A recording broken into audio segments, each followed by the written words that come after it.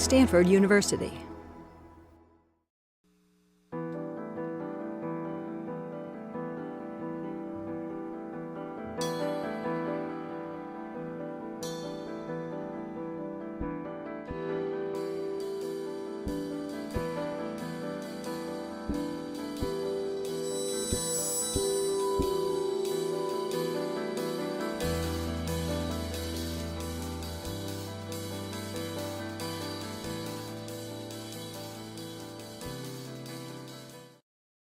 Afternoon, everyone. Happy to be here.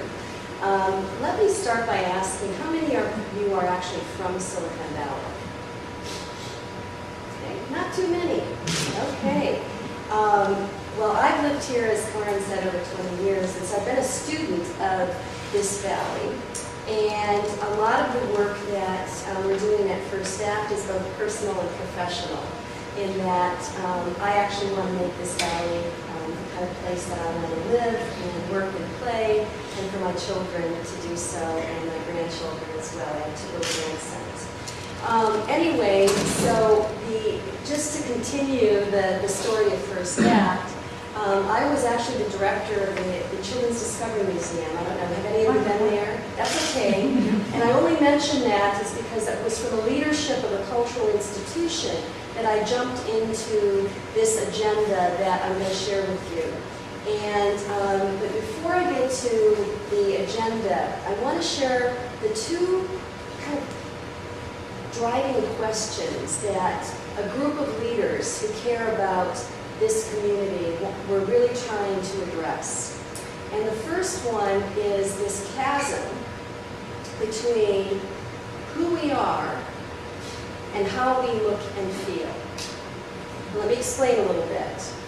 We are Silicon Valley, the most innovative and creative region in the world. And I realize a lot of you are connected to Stanford. If you look at the entire valley, do you think we look and feel like the most innovative and creative region of the world? Okay? So that was one of the chasms. The second one, and this may be new information for you, especially living in the Stanford family and the Stanford world. The majority, very, very wealthy region. That's not new to you. The wealthiest, most diverse, and best educated regions in the world. When I say region, we're talking primarily Santa Clara County, but also the counties, the edges of the counties that touch us. So even though we have so much abundance, and quite frankly, I think we're a generous region as well. It's not that we're not generous, but the majority of our philanthropy leaves the region. So we just are about to publish some statistics I was sharing earlier. 90% of our top 25 homegrown foundations, 90% of their annual leaves the region. 88% of our top 25 corporate philanthropy organizations leaves the region. And then 70% of our community foundation funding leaves the region. It's a donor advised fund. So do you see the juxtaposition? The 2 issues are connected because if you think of who funds the social and civic infrastructure of a region, philanthropy plays a huge role in placemaking and community building. Would you agree with me? Okay. So we have tremendous assets, but we have tremendous challenges. So what we set out to do, and I mentioned this word placemaking and community building because that's really what First Act is about. We're using an arts and culture strategy for placemaking and community building, as well as an urban design strategy. Okay? The physical place, the physical realm matters to how we look and feel, as well as those activities and experiences inside. Okay?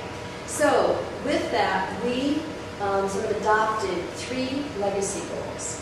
And I use the word legacy because we positioned our organization as a catalytic organization with a 5 to 10 year run.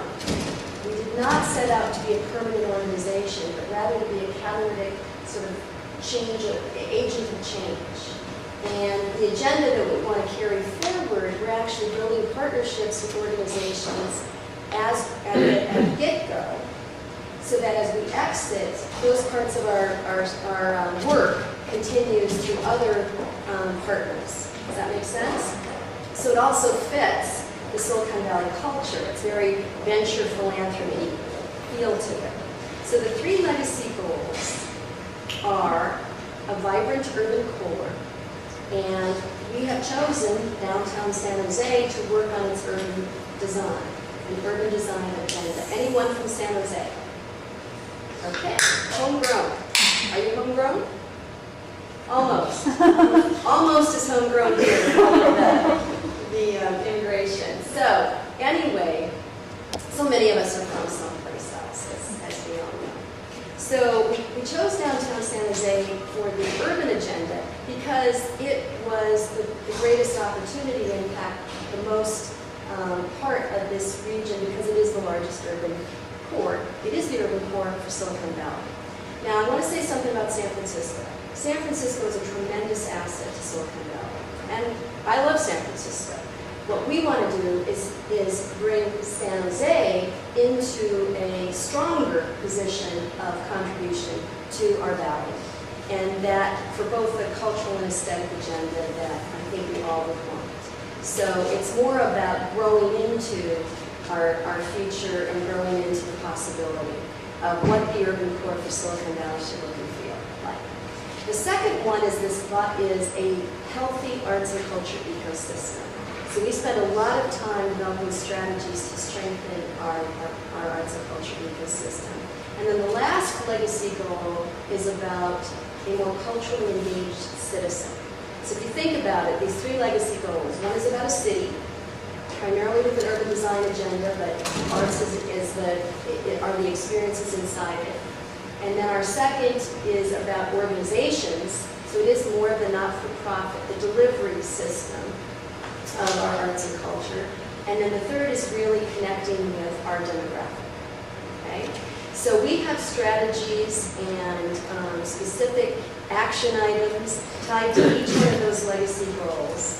And if I were to give a presentation on all of them, you would be here till 5 o'clock today. So what Barbara and I are going to focus on is actually the urban design agenda in downtown and how we're using public art as a key strategy for placemaking and community building. Okay? So that's really the essence of what we're going to share with you today. Let me see. I do want to say something about our urban design agenda and give you some context. We hope we're going to. I can sing and dance for a few more minutes here. So to back up in time, I left the Children's Museum and I've been there 6 years. I left about a little over 2 years ago. So the organization called First Act, which by the way stands for Arts, Creativity, and Technology, has opened its doors just a little over 2 years ago. So, but there was a group of leaders that were working on this, talking about it, birthing it, if you will, for at least 3 to 4 years prior. But once we opened our doors, then we set our agenda and have been driving it with a sense of urgency. A sense of urgency to play this catalytic role. So the urban design agenda is older than the rest of our initiatives because that's where we started. Okay? And let me just share sort of the process, because I think for those of you who are interested in being civic leaders or our community leaders or will engage in that, the thing that is to be understood is that to drive change in the community across sectors where you really don't have any formal control, is the power of your relationships and your ability to articulate a vision and essentially inspire people to follow. So we did that for 3 years in conversation, and it was the arts leaders of the larger institutions of downtown San Jose that really kicked this off. And we knew as leaders that we weren't the end-all for vibrancy in downtown San Jose, but we were a critical part of it. So long story short is we got funding from Adobe, and we developed a framework for what we're calling a vibrant urban core. And that framework included a model of what we're calling big deals and small wonders. Okay? I'm going to talk a little bit about it because as you see, are we going to see our presentation? Yeah, she has to bring it back. Okay. So I'm going to leave. Barbara's going to follow me eventually. I still have a lot to say. I'm not worried about that. So the big deals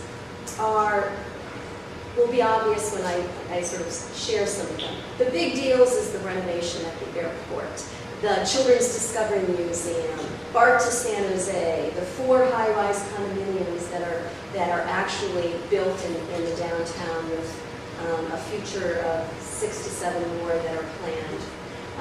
So you get the big deals are capital intensive.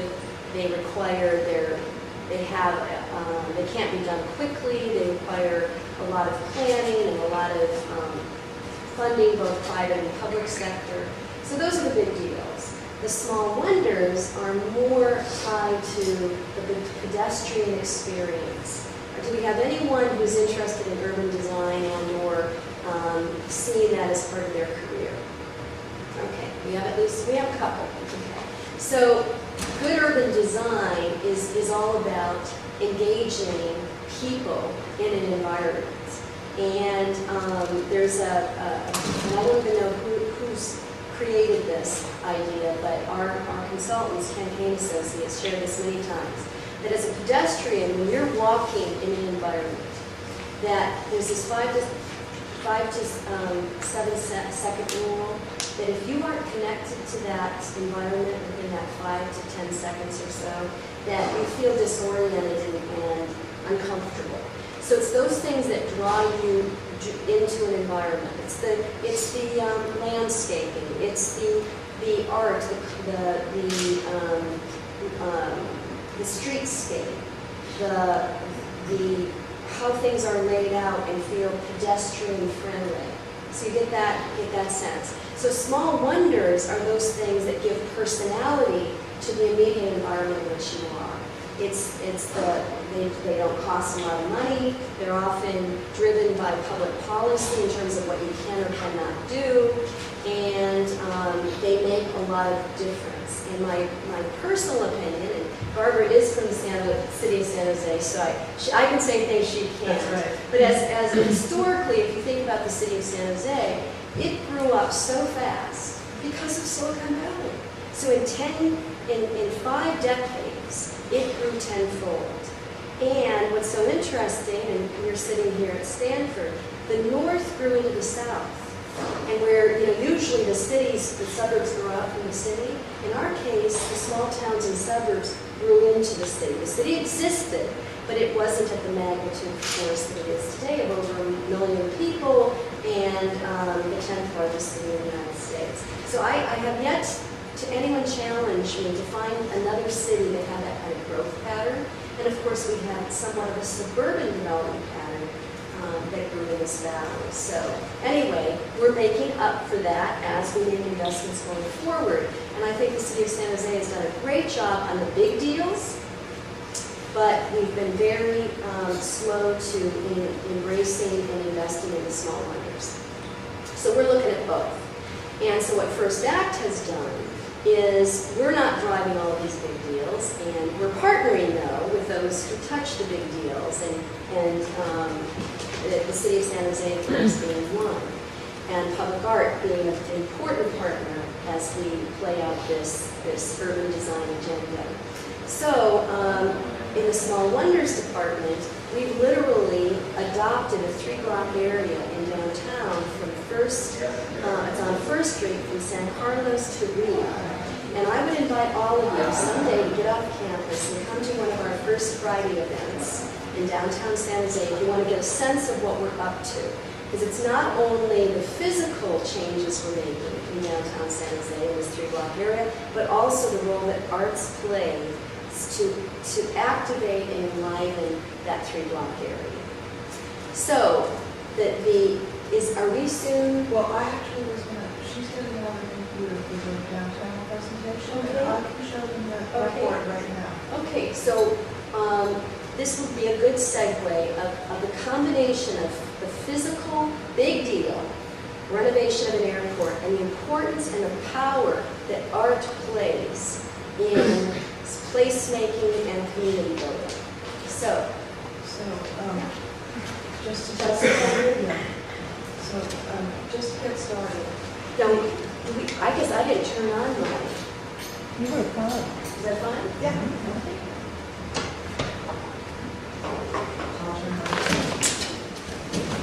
The public art program at the airport is a unique one because it's dealing with the idea of making the airport be something that reflects Silicon Valley and what it's about. It's intended to be a program of art and technology that will reinforce the identity of the city and the region, so that when you land at San Jose Airport, you know that you're in Silicon Valley. You know that you're in a place where innovation takes place. So I'm going to go through some of the projects that we have there so that you can see exactly what we're talking about. Terminal B is the new terminal that you see when you go to the airport. And when you go to the mezzanine, that's where you go to security, or you come out to get your baggage. You're going to encounter a couple of the artworks that we built into the airport. The first one that you're going to encounter is an artwork that's called Space Observer. And Space Observer is a propeller-driven kinetic sculpture that has live video capture that captures the motion of the travelers around it. And you're going to see what it looks like now. As you come up the escalators, this is what you're going to see. This is a permanent artwork.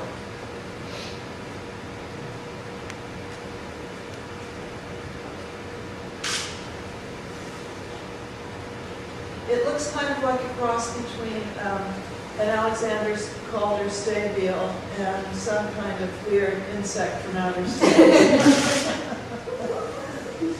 We don't know whether it's going to amuse people or scare the bejesus out of them. We're hoping that it's going to amuse them.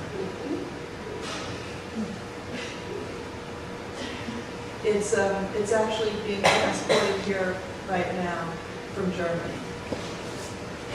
All the engineering was done by an engineering firm in Menlo Park. And what we've done at the airport is we've basically created this activated spine. We've made the airport into a server for art. The airport has got data, power, structural systems that you can't see until an artwork goes in. This is one of the pieces that is a changing piece. It's in the same area, and these two strips are next to each other. They're display cases that have the capability of having art in them. Oh, I'm sorry, that one went by too fast. It was a series of photographs that show Silicon Valley and Bangalore in contrast to each other, kind of talking about how technology has shaped the environment. In the arrivals hall, we have this piece, which is hanging over the arrivals hall. It's called Constellation, and it's a drawing in the air that sort of shows air travel from where, I'm sorry, I'm having a little bit of difficulty with this. I'll go back in a second. This is the waiting area. This is a changing piece, and it's a video flip book that you can see when you're waiting for people to get their baggage. And basically it's a reactive wall, and as you step in front of it, you activate the video from past to present or from present to future. And basically, by standing in front of the screen, you're interrupting the projection so that you can make it move in one direction or another. So as you're standing in front of it, you'll be able to understand that you can impact the video that's there. There are exhibition cases under the escalators that are going to have changing exhibits. The first ones are Wunderkammer that represent Silicon Valley technology. In baggage claim, there's a video piece. It's a video projection on the baggage claim. It connects to Twitter. It will project emoticons of the city that your luggage has come from. And then when you pick up your luggage, it's going to say what the emoticons are telling you. It's called convey. That's a changing piece. In the concourse, there's also a series of activated spaces in the columns and overhead. This is a piece that's called E-Cloud, and it's a suspended series of glass tiles. They're about 100 feet long, and it actually changes from clear to opaque as it reads weather data from around the United States.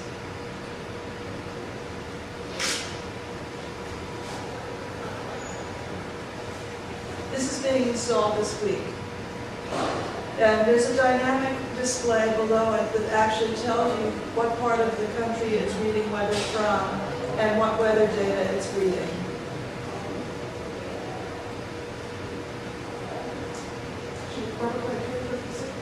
Is there sort of a curator in residence at the airport to maintain the technology? Yes, there is. Yeah, we just finished interviewing last week for that position. Yeah. That was a very essential part of the plan. It's actually, we call that person actually the art geek, because they're not really a curator. What they are is a technician that will be in charge of making sure that all the computer connections are working and all of that.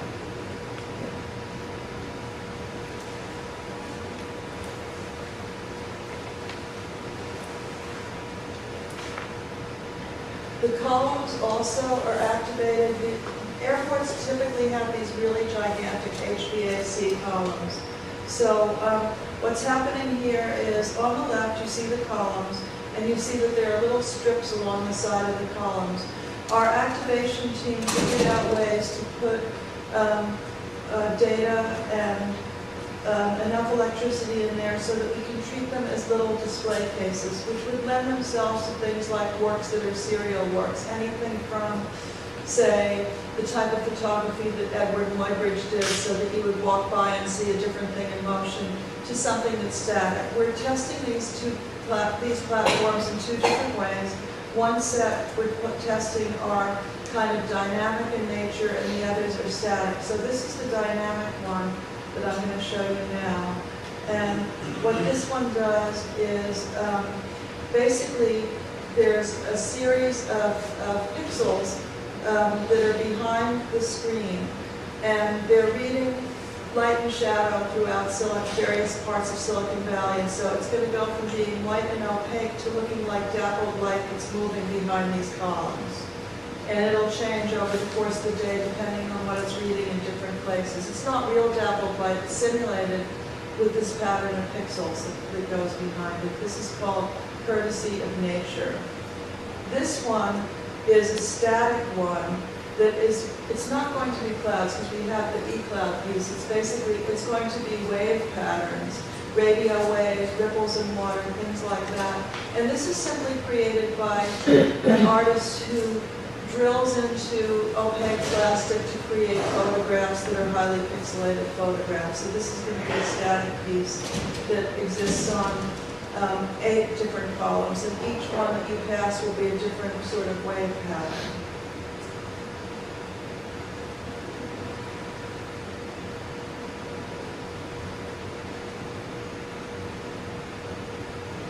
In the whole rooms, we have a number of different pieces. Again, these are temporary pieces where we created the opportunities for artists to put in work. This one is called Dreaming Fids. Fids are flight information displays, and it's an aquarium, but it's a very unusual aquarium because the fish are being trapped by surveillance cameras. So up on the upper right-hand side is what a FID is. It's a flight information display system. And this is what the piece is going to look like. There are surveillance cameras that are above the aquarium, and then there's a series of 4 double-sided screens. So what's happening is one act, it looks like a flight information display system, but when the fish swim by, you get videotapes of the fish in a larger size swimming through the flight information display system, and you get the real fish. This piece, which is called Chronos and Kairos, does anybody know what Chronos and Kairos is? Chronos and Kairos are 2 different ways that you measure time. So this piece is a series of Jacob's ladders. And you'll see the Jacob ladders above. And I don't have a videotape of this, so I'm going to describe it to you. Basically what happens is they open and close to produce chronological time. They just breathe. And then after a certain number of breaths, they ripple. However, there's also a video cam that's opposite them that reads motion. And so when it sees motion underneath it, it has a special kind of rippling event. So it's continuously in motion, opening and closing.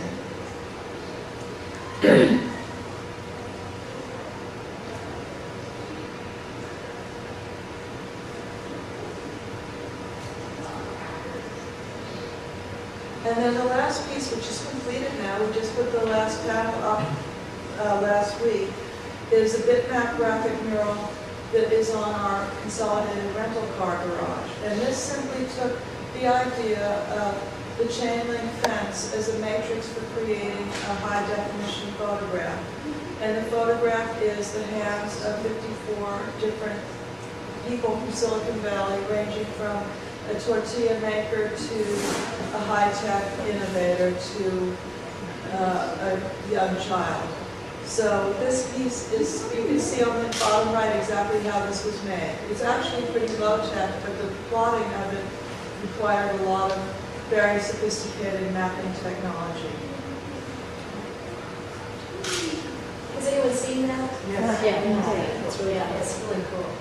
When we first started to create an idea of an art and technology program at the airport, the biggest worry that our civic leaders had was that it was going to look like a whole bunch of computer screens everywhere, and that technology was basically that, just a bunch of computer screens.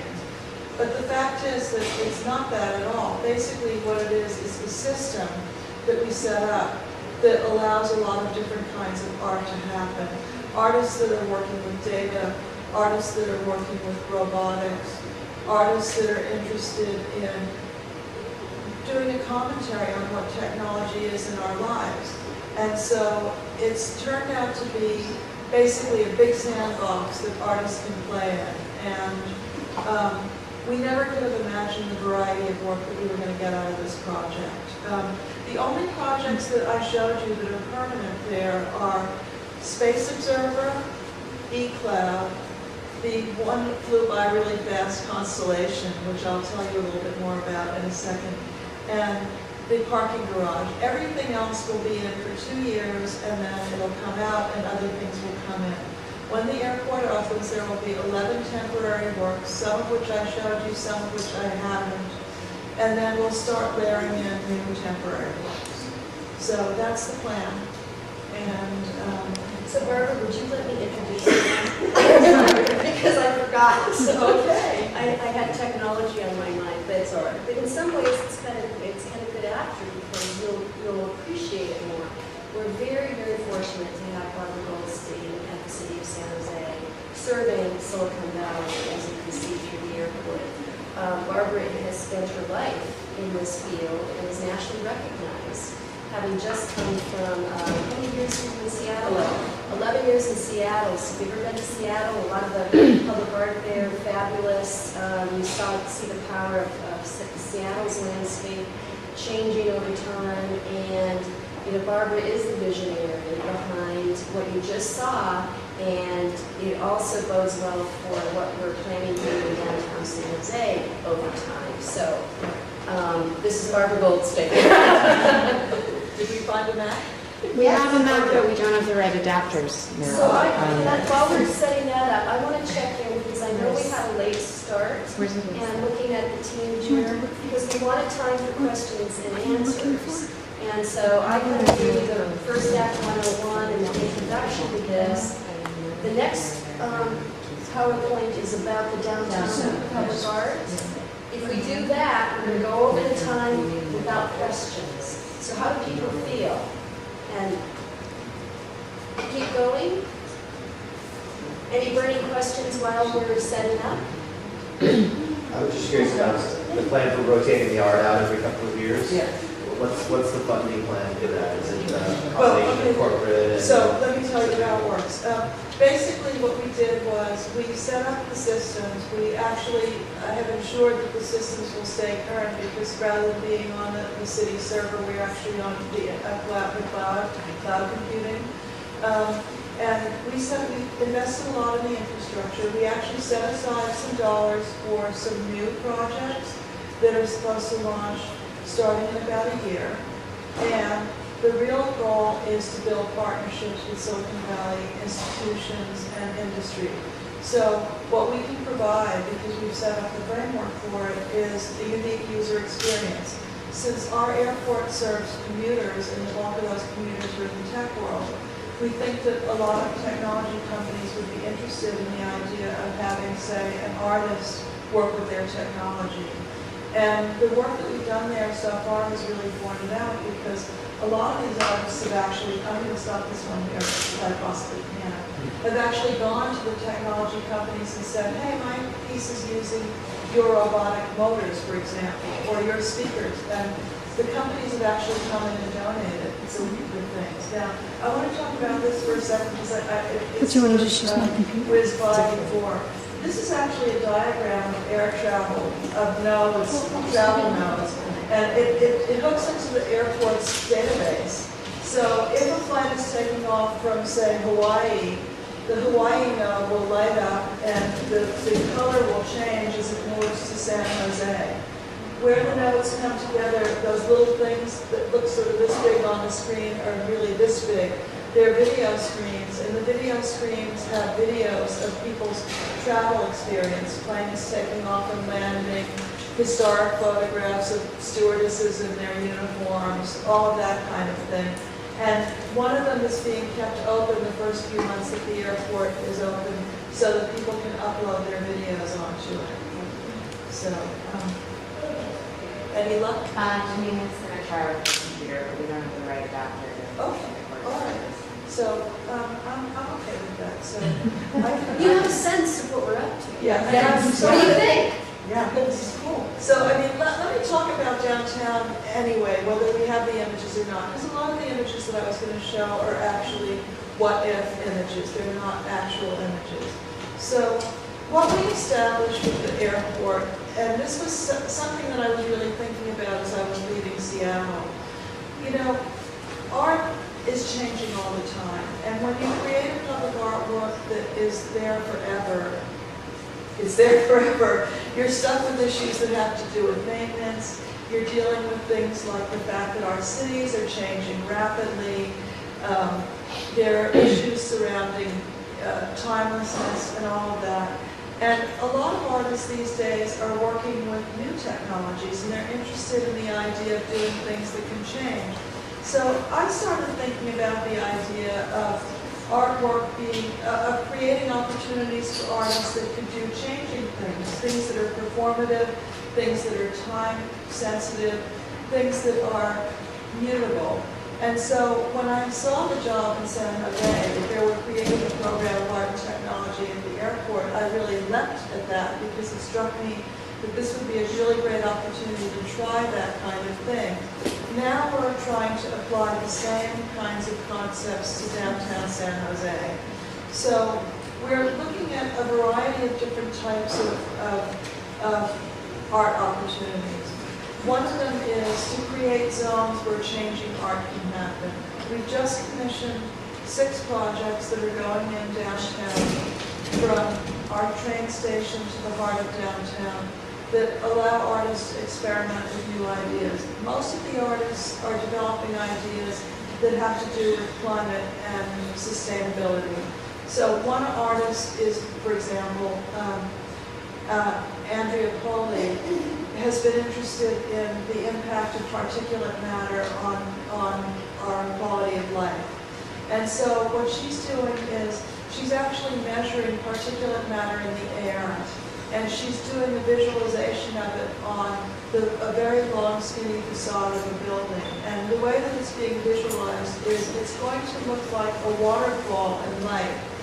The denser the waterfall is, the more particulate matter there is in the air. the less dense it is, the cleaner the air is. So it's an image. You can also phone up and find out why it's doing what it's doing. Should we want to try it? Okay, let's give it a shot. No, we need to. Oh, okay. Oh, This okay. one, sorry. Yeah. It's called Sika. Okay, so have any of you heard of the 01 Festival? I think you'll probably touch on it, but it comes back to sort of the example of the partnerships that we're forging. So first act, much like a venture, philanthropist, we are seed funded. We're one of the seed funders, I should say, of 01, which is now blossoming into a real organization with a real major impact. And a lot of what we're doing downtown is in partnership with 01. And the hope is that some of the figures that Barbara will be sharing is that at every biennial, some major installations are left behind, so that over time, the landscape of downtown San Jose really changes in a very substantive and profound way. So very, very exciting. Yes. So my personal experience when I go to San Jose these days, if I were to go during weekends or non-work days, it would be really empty. So it feels like the audience, your audience of art, of all this public art, would be working professionals who would commute into San Jose and then commute out when they're not working. So I think the long-term vision, because we're in agreement with you, we have a vibrancy issue, and vibrancy is tied to people, right? The energy of people. And I think it's a challenge in this valley because of its, we're sort of distributed across our population, but we're also workaholics. So that's the 24/7 workaholic syndrome that we're up against. So what we're trying to do, and it's, when I say we, it's the royal we, and the city set out to do this long before we existed, is to put the high-rise housing and densify, so you bring people that live downtown, but you also create environments that draw people downtown. So this is part of the strategy, to draw people downtown and have something worth going to on the weekend. Right. And the other thing that we're thinking about is the image of the city. Trying to create a city that actually looks and feels like what people think that Silicon Valley is about. There's all this really interesting creative work that's going on inside the buildings, but it doesn't manifest itself outside. So we're trying to figure out ways to actually create an exterior environment, an urban environment that draws people outside. A lot of the tech companies are designed in such a way that they really want to keep people inside working. They've got all of their, cafeterias and gyms and all of that stuff inside. And so we're trying to create a vibrant enough environment to draw them out of their offices. One thing in thinking about this, because there's so much exciting potential, is how artists can be living and working downtown and making art and building community. Thinking about how artists have sort of settled some areas that have, where they can work and live in some ways, school and built that sort of core of activity that's drawn. And I wonder, is that a piece of the thinking as well, in addition to about the high rises and that density, but creating artists, districts for working artists, so that people beginning to build that cafe culture and showing and the casual. Yeah. I'm going to state the obvious, which starts with the high price of real estate in Silicon Valley is what drives artists out, and yet artists want to congregate with other artists. So there are places like New York and San Francisco, they find ways to live there and pay the premium because of the environment.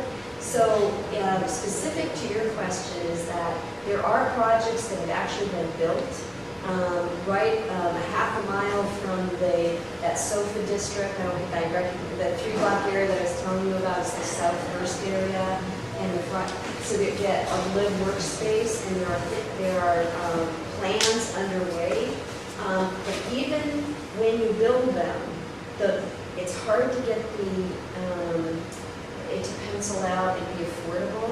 So, I mean, we are thinking about strategies of how we would, in some ways subsidize it or make it easier, or we're not there yet, but it's part of our thinking. And I think that one of the things in San Jose, I think there's a bigger demand for artist workspace than there is necessarily for live workspace. So part of it is really building either a communal space for artists to work rather than focusing on the live work part of it. It's not, unlike a lot of other urban places that I've been, the demand is not necessarily there for the live work as much as it is for building community through communal working space. So finally, I'm sorry that we finally got it. Can I just do a time check Sure, with everyone? yeah. It's almost 1. I Just think keep we should going? go and Okay. yeah. So basically, this is what we've been talking about. The idea of the city as a platform for changing works, and sometimes pieces that are long-term. We think that a lot of times it's good to try something temporary, then if it really works, you might want to think about putting something permanent in place. So we've been working really closely with 01.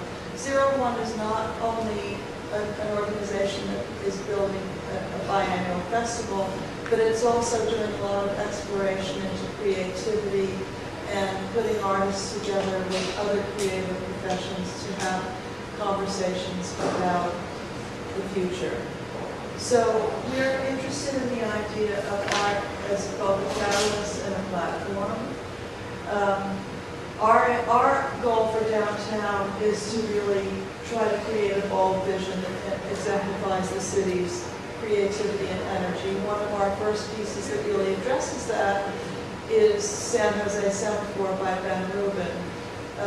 This piece, these 4 LED discs at the top of the Adobe building switch position every 6 seconds, and they spell out a secret message in code. And they do. And when an airplane flies overhead, the code is interrupted and the discs spin around wildly. It also has a sound component. Those of you who know who Ben Rubin is know he's also a composer. And so you can tune into the sound component on shortwave radio within a certain radius of the building, or you can go to San Jose Semaphore and you can actually hear the piece singing. It sings out a whole pattern of tones and also letters. Is there a skeleton key for the code that's available? Well, it's somewhere? really interesting. When Ben created the piece, he thought nobody was going to, it was going to take people years to crack the code. And what happened, predictably, was, there were a couple of geeky guys that were at a conference in San Jose 3 weeks later. They were at a conference on how to meet girls, right? They were on a break. Yeah, they started looking No at girls this there. thing saying, there's this thing, looking at this thing saying, I bet it says something. And so they started investigating it. And what they did was they got into the website and they got into the cache. And they solved it through the back end. And so now he's created it was the crying of Lot 39 by Pinchon. But he's now put a different code in it. Nobody's cracked it so far. So this is our City Hall Rotunda, which we're using as a platform for changing art. This is the first 01 festival in 2006. There was a piece in there that was kind of based on the rolling teacups. There's a new piece going in 2010, which is an alien heart. This was using the San Jose State Campus as a platform for a piece. Edo Stern created this piece, which basically took clips of wormhole videos from different movies throughout the last 50 years and put them together so that as you walk by, you saw all these videos of wormholes. This is another piece that we put in our Discovery Meadow. It was actually originally created for Burning Man. And you had to tap on the drums, and when you tapped on the drums, it made this kind of carousel, zoetrope thing move faster and faster. And it was a series of hanging illuminated monkeys. So if you made it go fast enough, the monkeys appeared to be handing bananas to each other. It's really cool. Is that on the Cellular Structure campus as well, or? Yeah, that was at Discovery Meadow, which is near the Shark Tank. This is a permanently sited piece. This is a piece called Show Your Stripes. It's by an artist named Jim Connie. We commissioned it as part of the construction of a new high-rise building downtown, and it cleverly disguises a parking garage.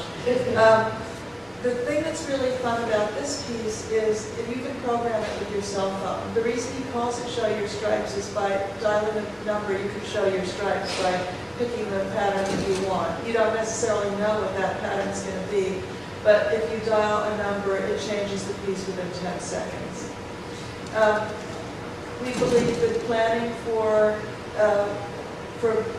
a platform creates results. It took us about 10 years to get to where we are with the airport. It was a very incremental process. First, we want to create an art and technology program. Next, how are we going to do that? Where are we going to do that?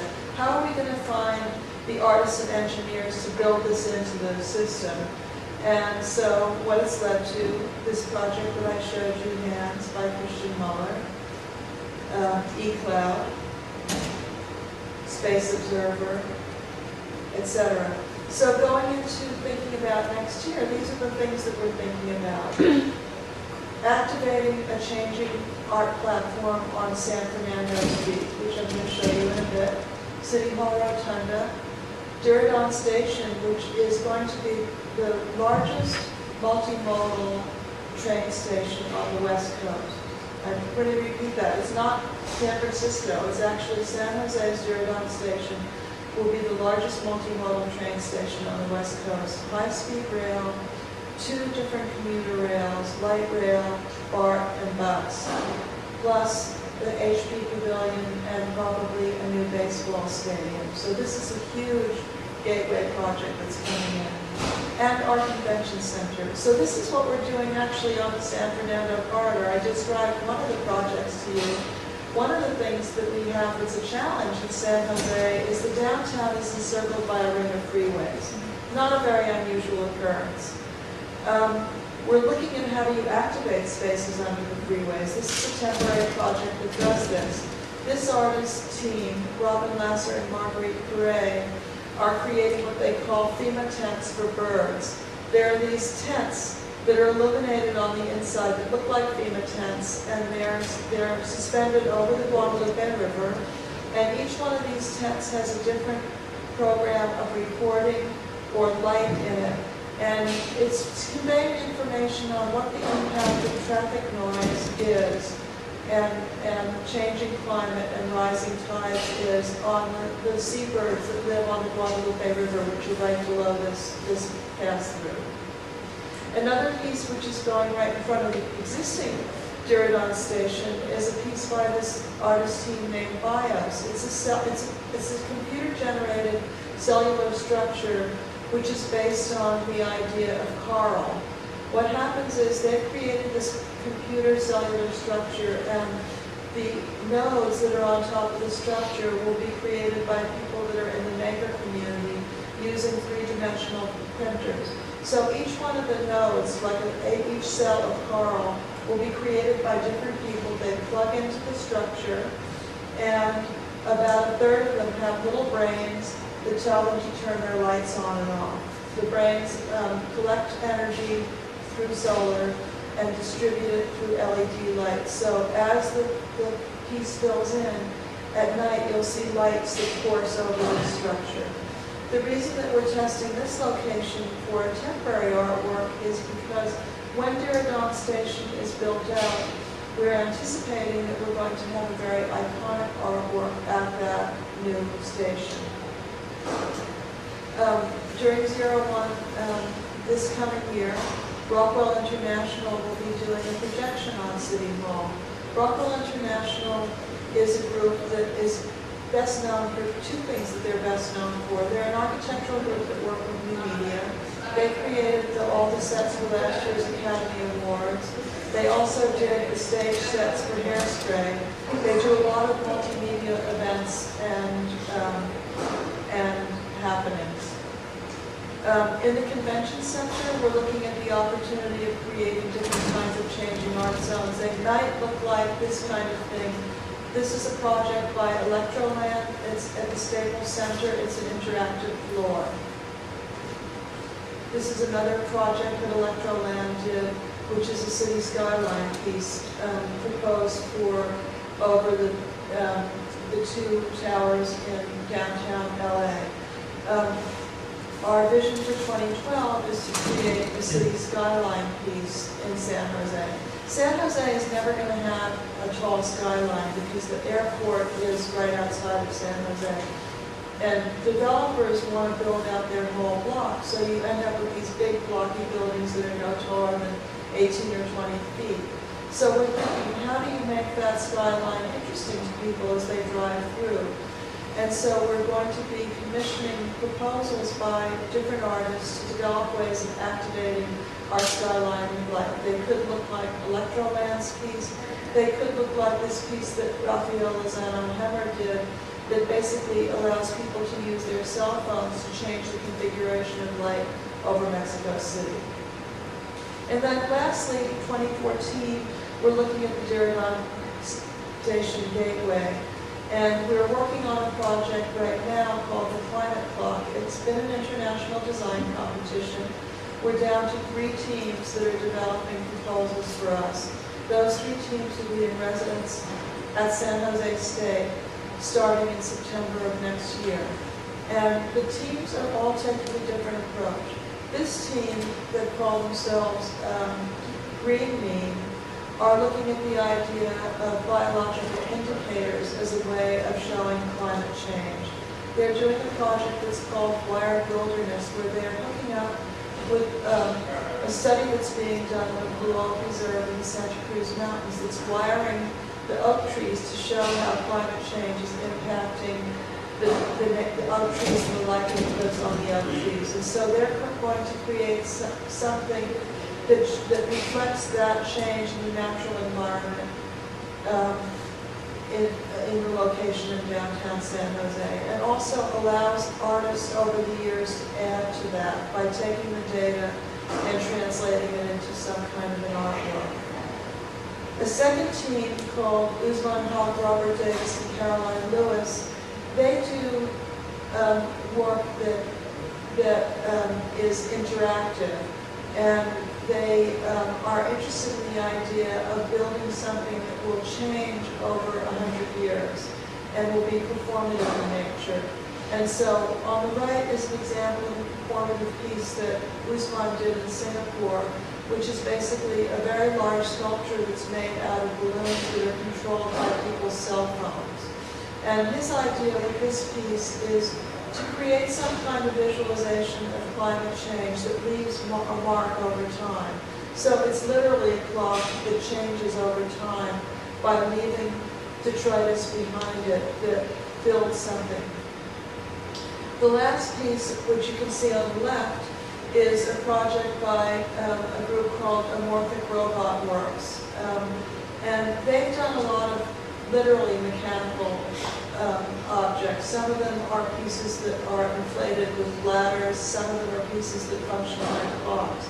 The piece they're proposing for San Jose is something that opens and closes over the course of the day and describes a spiral over time. It shows you climate change through a series of chambers that move you through the experience of the choice between a future that uses fossil fuels or a future that uses alternative energy sources. So that's basically what we're up to. We're having a lot of fun doing it, and we're hoping that we will create some landmarks for the city that will last beyond us, and also some opportunities within the city that will allow artists to create new works in the future. Anybody have questions still for? Actually, can I ask one question? Sure. Going back to Connie's observation about how much philanthropy is generated by Silicon Valley that leaves, are some of the artworks being created with the support of some of that money that's going, it's a way for gaining some support out of the individual families and whatnot. So I'm glad you asked that question, because I kind of left you hanging in terms of our strategies.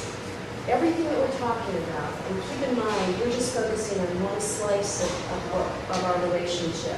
There's a whole other conversation about arts and culture and the ecosystem and some of the other work that we're doing.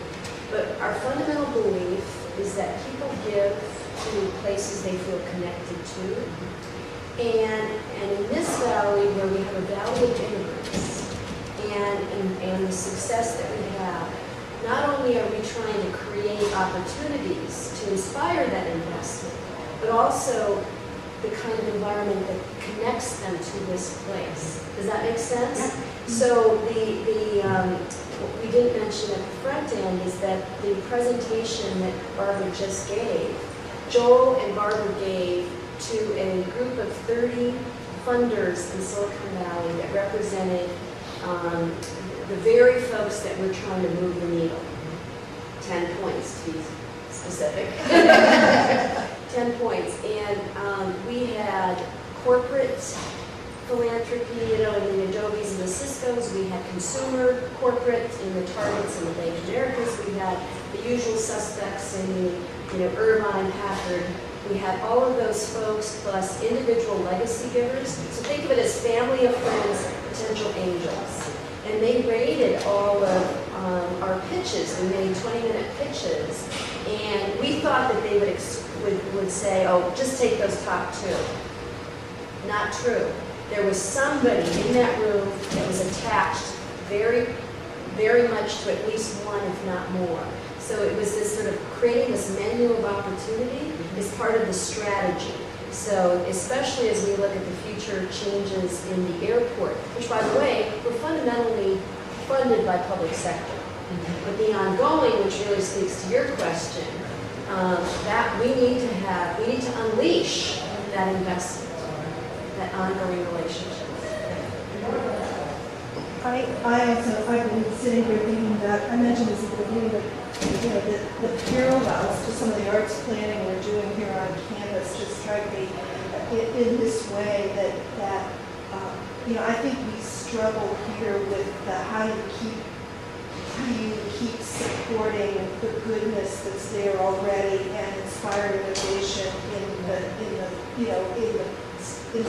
entities that exist, right, at the same time putting new ideas into play that might not be driven by the groups and performing groups or departments or whatever it is. And the kind of energy and somehow getting some of the resource focus on the bigger ideas that are transformative. And I think it's a really interesting parallel to some of what we've been trying to do with the arts initiative here.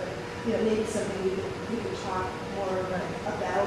Well, I get the benefit of listening to this over time, but I'm really interested in that because I think there's strategy here that might help us activate that both programmatically and from a funding